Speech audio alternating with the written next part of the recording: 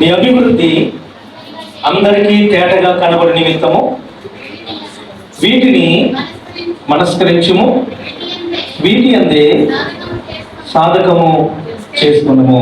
ప్రభుకి స్తోత్రం చెప్దామండి. హల్లెలూయా, దేవునికి స్తోత్రం. చిన్న ప్రార్థన చేసుకుందాం. పరిశుద్ధుడైన తండ్రి, గొప్ప దేవుడా, మహోన్నతుడా, ఇదిగో తండ్రి, నీ యొక్క గనులైనటువంటి దైవజనుల మధ్యలో అల్పుడనైనటువంటి నన్ను అయ్యా ఏర్పాటు చేసుకొని తండ్రి నీ మాటలు ప్రకటించడానికి కొంత సమయం నాకు ఇచ్చిన విధానాన్ని బట్టి నీకు వందనాలు ప్రభా.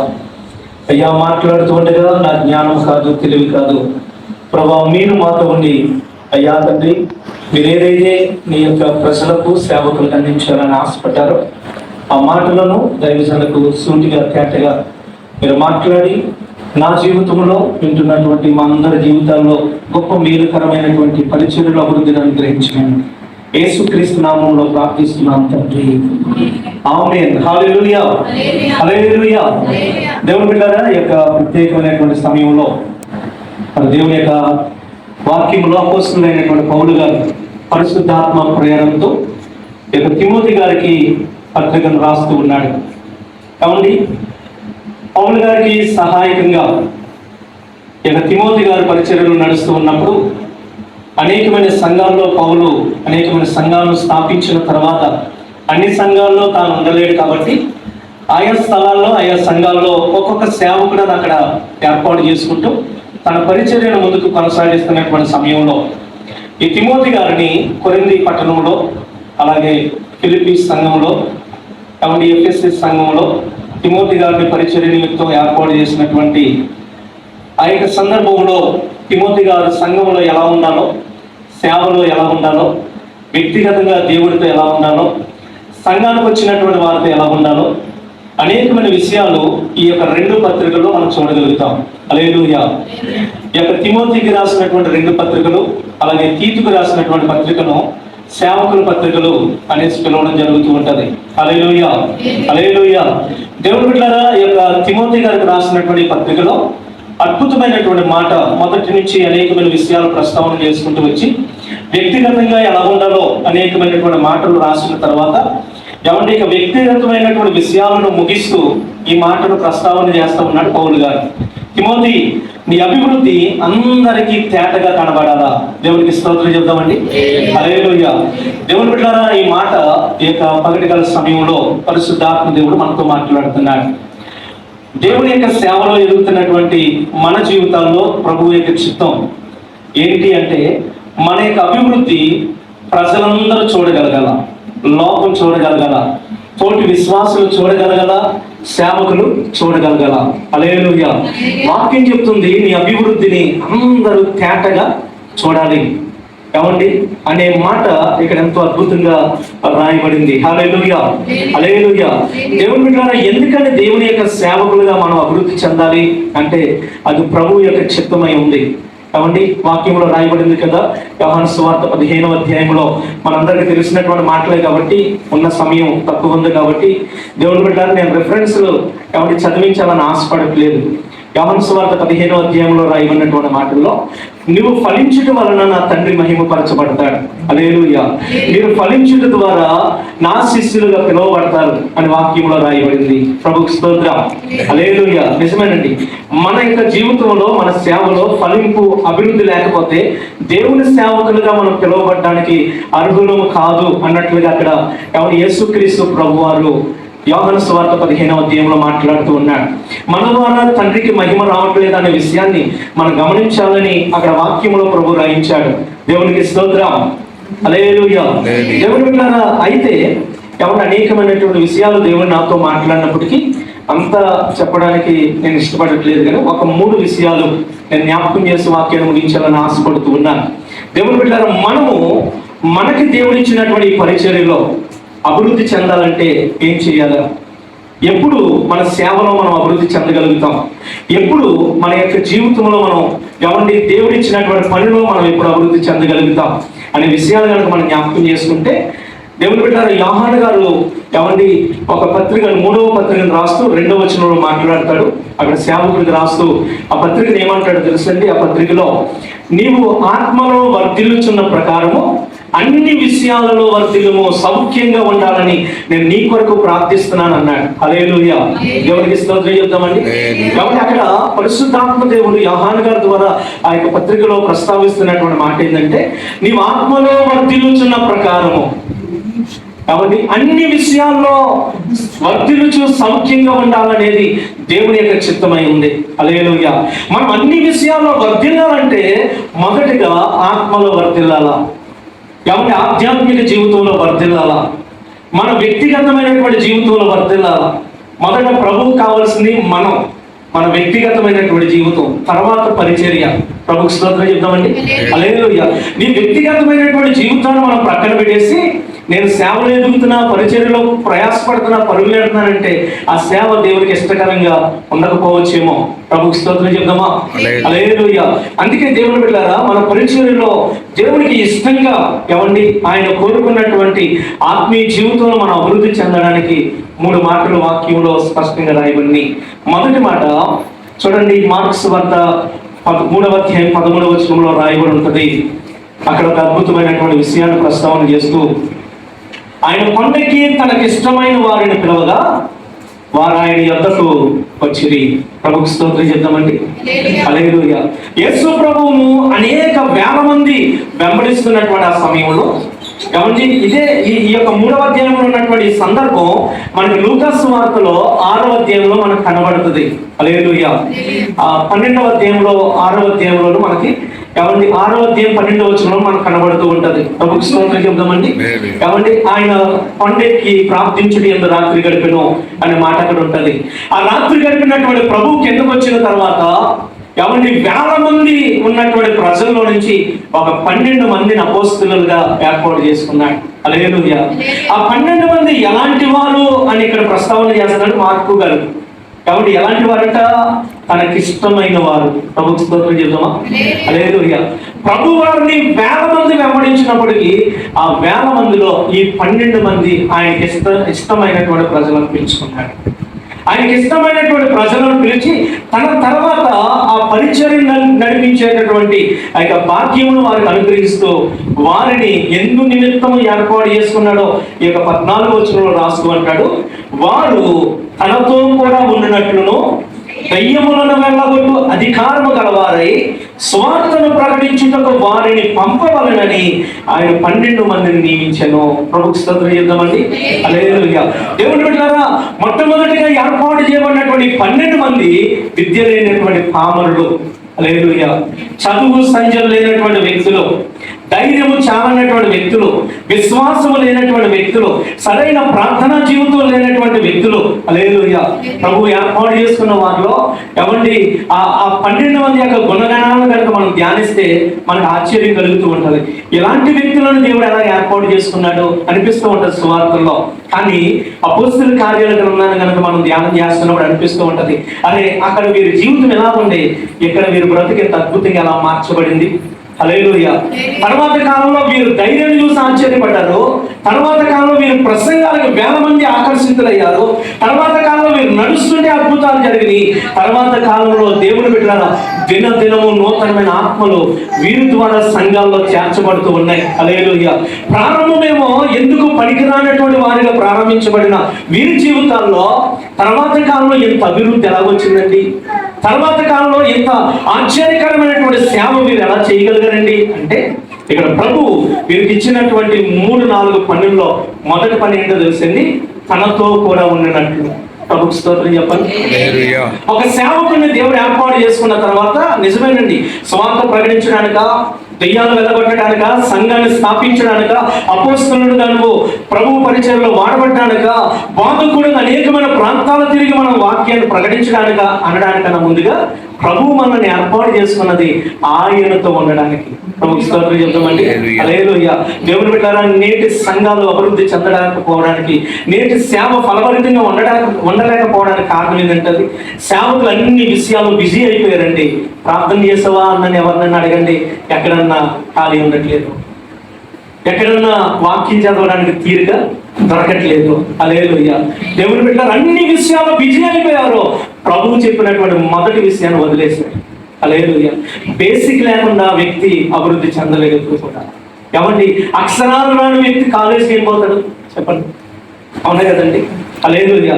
ప్రభువు ఇచ్చినటువంటి మొట్టమొదటి ప్రాముఖ్యమైనటువంటి గుణగణం సేవకుని కలిగి ఉండవలసింది ఏంటో తెలుసా? ఆయనతో పాటు ఉంటాను. ఆయన పాదాల దగ్గర మనం కూర్చోవాలా. హల్లెలూయా. ప్రభు పాదాల దగ్గర కూర్చోవడానికి మనం ఎప్పుడైతే ఇష్టపడతామో ఆ బోధకుడు మనతో మాట్లాడతాడు. హల్లెలూయా. మనం ఎలా పరిచయం చేయాలో ఆయన మనతో మాట్లాడతాడు. హల్లెలూయా. ప్రభు స్తోత్రం చెప్పండి. అందుకే దేవుడు పెట్టారా, యేసు ప్రభు శిష్యులు ట్రైనింగ్ అయిన తర్వాత కూడా ప్రభు వెంటనే వాళ్ళని పంపించలేదు. ఏమన్నాడంటే అపోస్తల కార్యాలు 1:4 మీరు యెరూషలేములో నుంచి వెళ్ళక తండ్రి వాగ్దానం నిమిత్తం ఇక్కడ కనిపెట్టుకొని ఉండండి. ప్రభుకి స్తోత్రం చెప్పండి. హల్లెలూయా. వెంటనే పంపించలేదండి, మరికొంత సమయం ఆయన పాదాల దగ్గర ఉండమని ప్రభు వారిని హెచ్చరించాడు. ఆమేన్. హల్లెలూయా.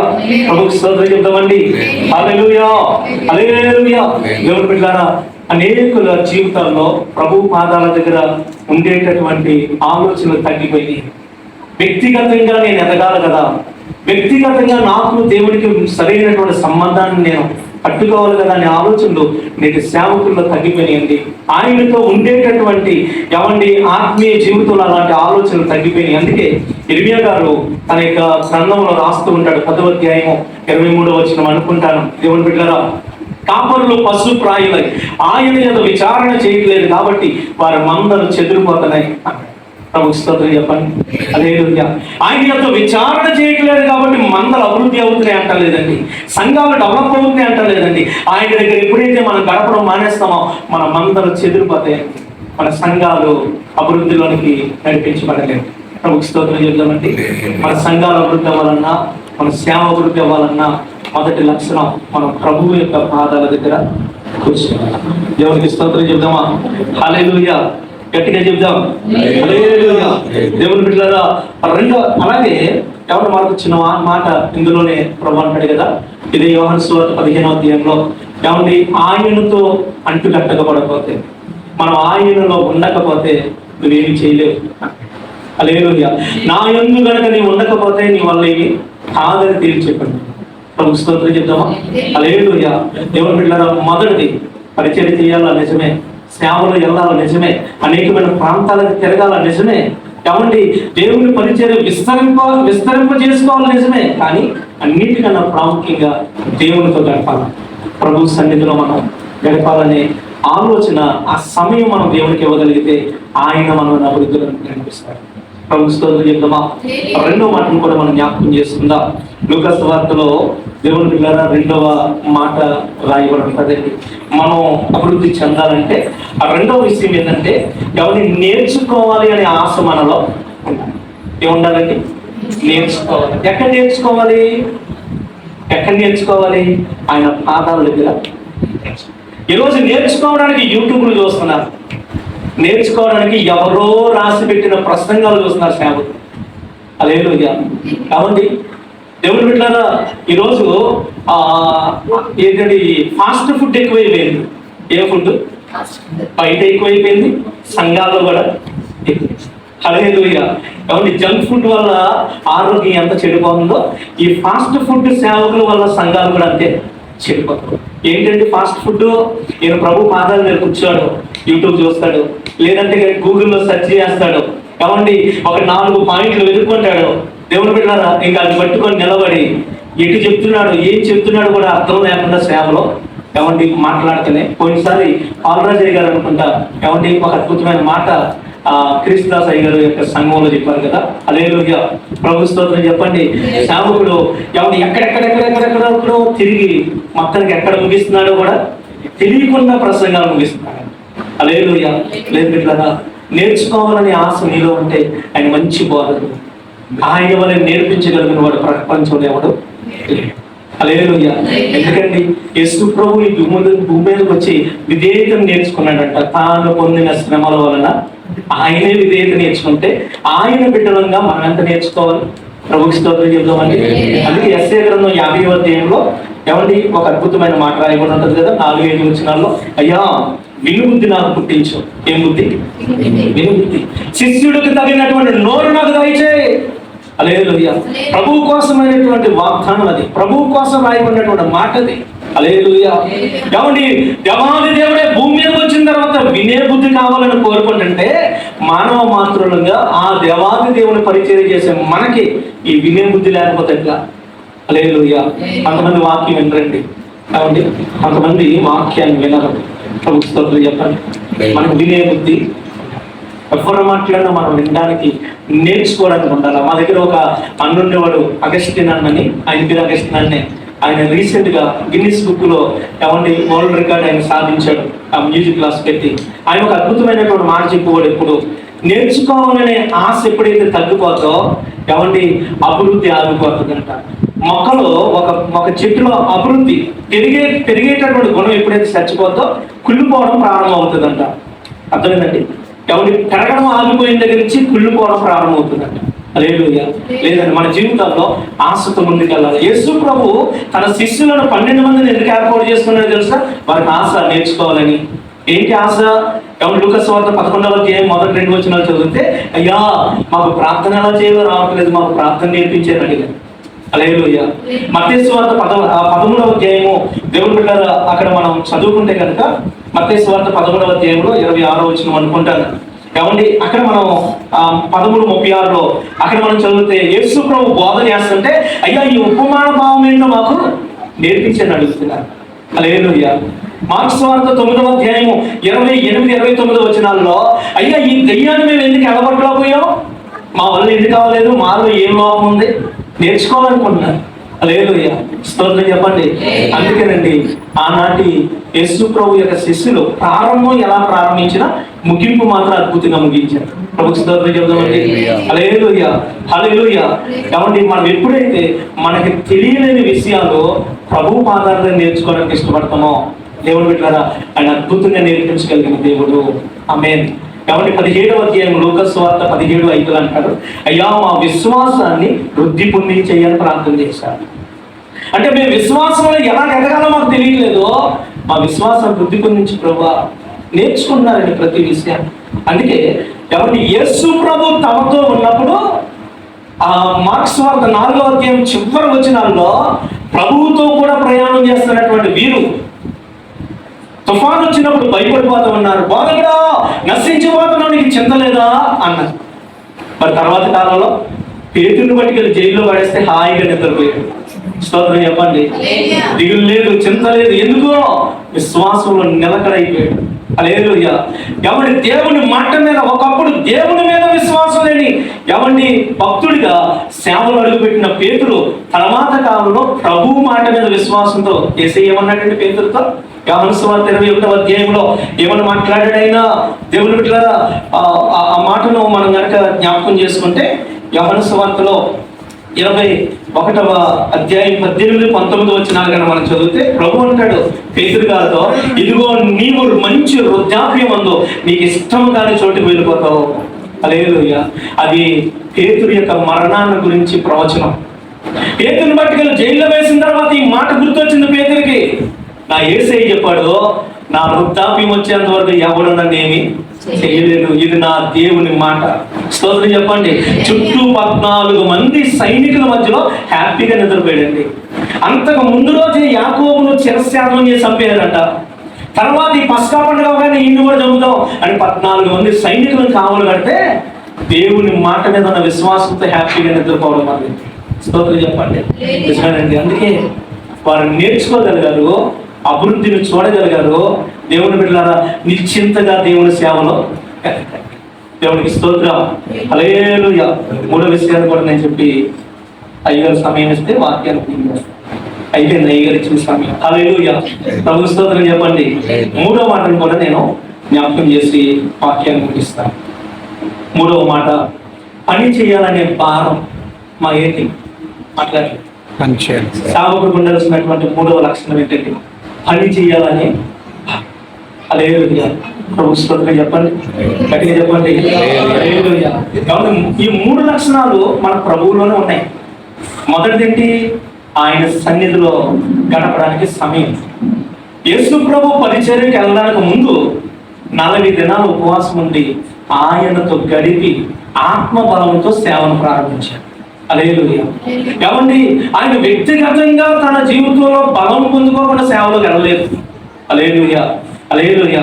ఆ బలమును పొందాక పరిచర్యను ప్రారంభించాడు. మత్తయి సువార్త 4:26-27 చదివితే ఆయన కీర్తి అనేకమైన ప్రాంతాల్లో విస్తరించిపోయిందంట. ప్రభుకి స్తోత్రం చెప్తామా? హల్లెలూయా.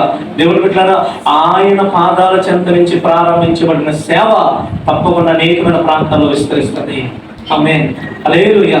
అనేకమైన ప్రాంతాలను దాటిపోద్ది. ఎవరి యేసు ప్రభు పరిచర్యను పబ్లిసిటీ చేయడానికి ఈ రోజుల్లో సోషల్ మీడియా ఆ రోజుల్లో లేదు కదా, యూట్యూబ్లు లేవు కదా. ఎవరిని ఎలా పబ్లిసిటీ అయింది? దెయ్యాలు ఆయన సేవను పబ్లిసిటీ చేసినాయి అంట. స్తోత్రం చెప్దామా? హల్లెలూయా. దెయ్యాలు ఆయన సేవను పబ్లిసిటీ చేసినాయి. ఏమండి, ఆది అపోస్తలుల సేవను దెయ్యాలు పబ్లిసిటీ చేసినాయి. హల్లెలూయా.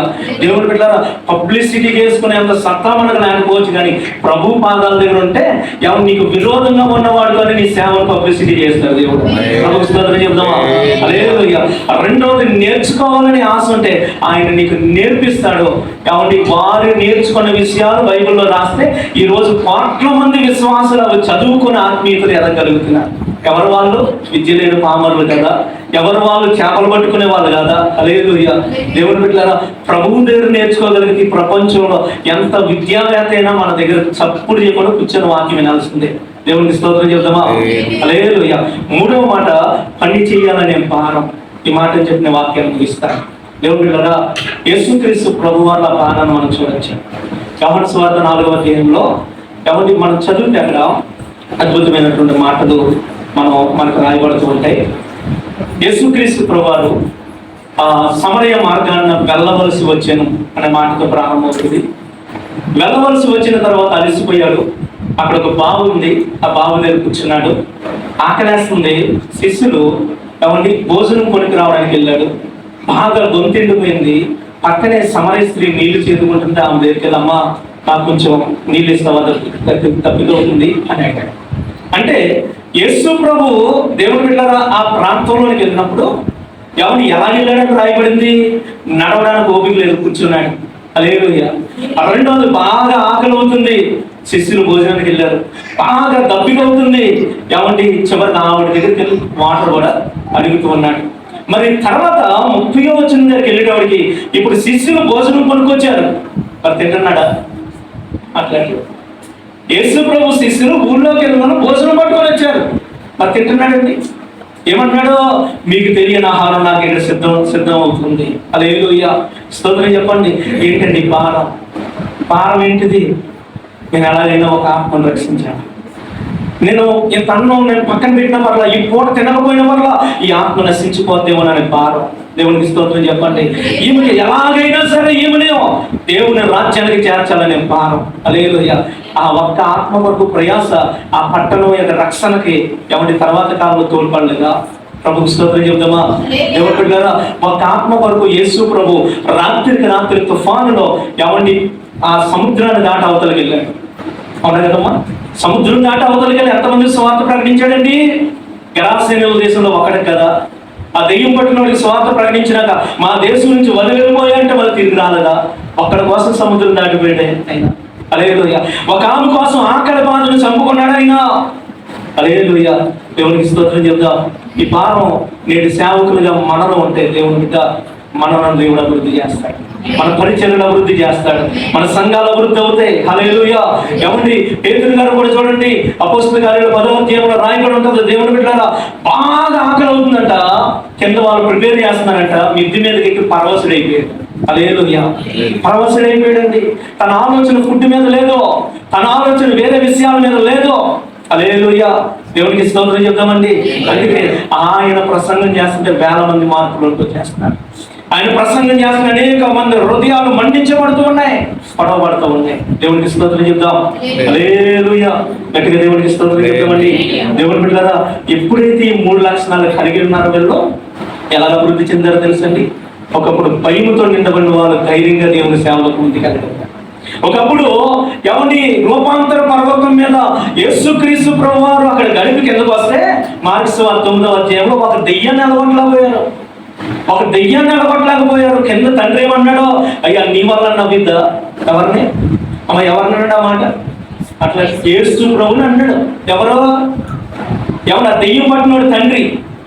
నీ వల్ల వద్దా, నీకైనా చేతన వద్దా, నీ శిష్యుల వల్ల కాలేదు. హల్లెలూయా. మరి తర్వాత కాలంలో అపోస్తలుల కార్యాలు 5వ అధ్యాయంలో పేతురు నడుస్తుంటే దెయ్యాలు పారిపోతున్నాయి. ప్రభు స్తోత్రం చెప్పండి. హల్లెలూయా. పేతురు నడుస్తుంటే దెయ్యాలు పారిపోతున్నాయండి. హల్లెలూయా. కారణం ఈ 3 లక్షణాలు కదా, 3 విషయాలు కదా. హల్లెలూయా. గట్టిగా స్తోత్రం చెప్తాం. హల్లెలూయా. దేవుని బిడ్డలారా, ఒక్క చిన్న మాట జ్ఞాపకం చేసి వాక్యాన్ని ముగిస్తాను. బైబిల్లో అపోస్తలుల కార్యాలు 15వ అధ్యాయంలో ఏమండి, ఇది నాకు రాత్రి నేను ప్రార్థన చేస్తున్న ప్రభు మాట్లాడినటువంటి అద్భుతమైన విషయం. అపోస్తలుల కార్యాలు 15వ అధ్యాయంలో అక్కడ బర్నబాకి పౌలుకి తీవ్రమైన ఏమండి వాగ్వాదం జరిగిందంట. తీవ్రమైనటువంటి వాగ్వాదం. అక్కడ తీవ్రమైన బైబిల్లో ఎవరు చాలా తక్కువ సార్లు ఉంటది. అక్కడ ఆ పదాన్ని దేవుడు ఉపయోగించాడు. తీవ్రమైన అంటే చాలా పెద్ద గొడవ అయిపోయింది. ఎవరి వరకే? పౌలుకి బర్నబాకి. ఎవరి కోసం? ఎవరి కొరకు? అక్కడే ఉంటది మార్కు, యోహాను అని మారు పేరు కలిగినటువంటి మార్కు కొరకు. హల్లెలూయా. అసలు గొడవ ఏంటో తెలుసా? బర్నబా గారేమో ఈ మార్కును మనతో వెంట పెట్టుకుని వెళ్దామయ్యా అంటాడు. పౌలు గారేమో వద్దొద్దు, వీడు సేవకు పనికిరాడు, అంపులియాలో అక్కడ శ్రమ కలిగినప్పుడు వీడు మనం వదిలేసిపోయినాడు, ఈ లక్షణాలు మనకొద్దే, వీడు అస్సలు మనతో రావద్దు, వీడికి సమర్పణ లేదు, వీడు పనికి మాట్లాడు, వీడి సేవకే అర్హుడు కాదు అనేమో పౌలు గారు. ఇది వాగ్వాదం. హల్లెలూయా. తీవ్రమైన వివాదం కలిగి ఇద్దరు వేరైపోయారు. కానీ 2వ తిమోతికి రాసిన పత్రిక 4వ అధ్యాయం 11వ వచనం చదివితే అక్కడ ఒక అద్భుతమైన మాట రాయబడి ఉంది. దేవుని బిడ్డలారా, ఈ యొక్క తిమోతి గారికి పౌలు గారు రాస్తూ అంటాడు, ఇదిగో నువ్వు వచ్చేటప్పుడు చర్మపు కాగితాలు పట్టుకురా, నువ్వు వచ్చేటప్పుడు అంగీ పట్టుకురా, నువ్వు వచ్చేటప్పుడు మార్కును వెంట పెట్టుకునిరా. స్తోత్రం చెప్పాలి. 3 అడిగాడు. ఒకటేమో అంగీ తీసురా చలికి ఉంది, 2 చర్మపు కాగితాలు తీసురా చావడానికి సిద్ధంగా ఉన్నా ఇంకో పత్రిక రాసి చచ్చిపోతా దేవుని సేవలో, దానివల్ల ఎంతో మంది బతుకుతారు. హల్లెలూయా. 3 ఏమంటున్నాడు? నాకు పరిచర్య చేయ నిమిత్తము మార్కు నేను పెట్టుకురా. ఒకప్పుడు ఈ మార్కు పనికి మానవాడు కదండి. ఒకప్పుడు ఈ మార్కు ఎందుకు పనికిరానివాడు కదా. ఈ మార్కు కోసమే తన ఆధ్యాత్మికంగా పైకి లేపిన బర్నబాను కూడా వదిలేసుకున్న పౌలు కదా. మరి తర్వాత కాలంలో ఈ పౌలు ఏమంటాడు? ఆ మార్కు నాకు కావాలని పెట్టుకురా. హల్లెలూయా.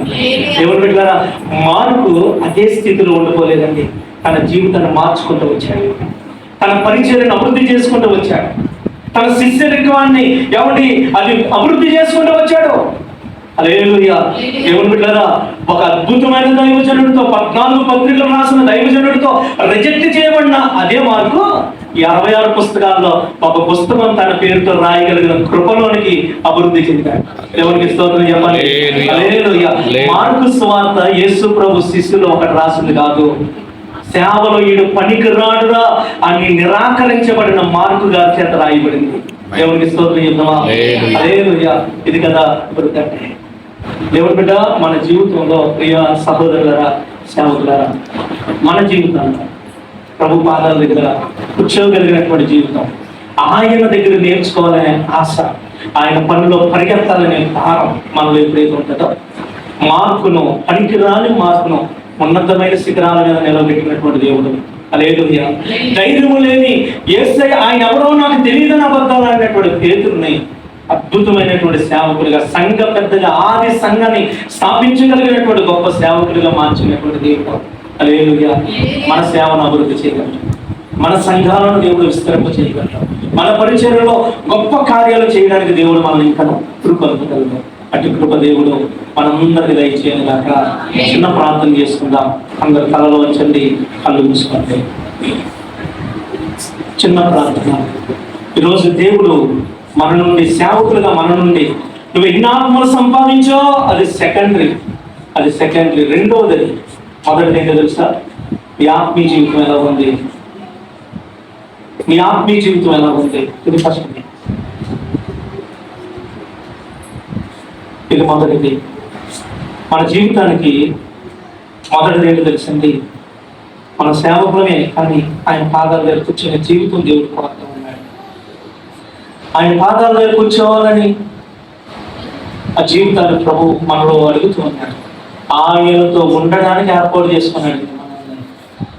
మార్త వల్ల అనేకమైన పనులు పెట్టుకొని బిజీ అయిపోవడానికి కాదు. నువ్వు ఎంత బిజీ షెడ్యూల్ ఉన్నా ఆయనతో గడపలసిందే. ఆయన దగ్గర నువ్వు మోకాలు వేసి, అయ్యా నాకు నేర్పించయ్యా అని నువ్వు ఆయన అడగాల్సిందే. ప్రభు పనిలో విరామము లేకుండా దేవుని పనిలో నమ్మకంగా భారంగా పరిగెడుతున్నప్పుడు ఆది అపోస్తులను వాడుకున్న దేవుడు, జ్ఞానం లేని వారిని ఇదిగో ఇంత జ్ఞానం కలిగిన వాక్యాన్ని లిఖించడానికి వారిని పురుకొల్పిన దేవుడు, వీడెందుకు పనికిరాడురా అన్నటువంటి మార్కు గారిని తర్వాత కాలంలో వీడైనా కావాలని కోరుకున్నట్లుగా అంత అద్భుతంగా ఆశీర్వదించిన దేవుడు నేటి దినాల్లో మనల్ని మన పరిచయం దీవించాలనుకుంటూ ఉన్నాడు. చిన్న ప్రార్థన చేసుకుందామండి. ఎవరి మట్టుకు వారు ప్రార్థన చేసుకున్నాం. ప్రభా నీతో నేను ఉంటానయ్యా, ఎంత బిజీ షెడ్యూల్ ఉన్నా నీ పాదాలను పట్టుకోవడానికి నేను కొంత సమయం నీతో గడుపుతానయ్యా. నా సంఘానికి ఫాస్ట్ ఫుడ్ పెట్టనయ్యా, మీ పాదాలు నేను మోకరించి నేను నేర్చుకొని నువ్వు ఏదైతే చెప్పావో అది ప్రార్థనా పూర్వకంగా నా సంఘానికి పెడతానయ్యా. అయ్యా భారంతో పరుగులేస్తానయ్యా. నీ వలే భోజన పానాలు కూడా నేను లెక్క చేయకుండా ఒక రాత్రంతా ప్రయాసపడి ఒక్కడి కొరకు నువ్వు వెళ్ళినట్లుగా ఏ ఒక్కడిని నేను విడిచిపెట్టాను, ఏ ఒక్కడిని వదులుకోనయ్యా. ప్రార్థన చేసుకుంటాను, ప్రార్థన చేసుకుంటాను, ప్రార్థన చేసుకుంటాను.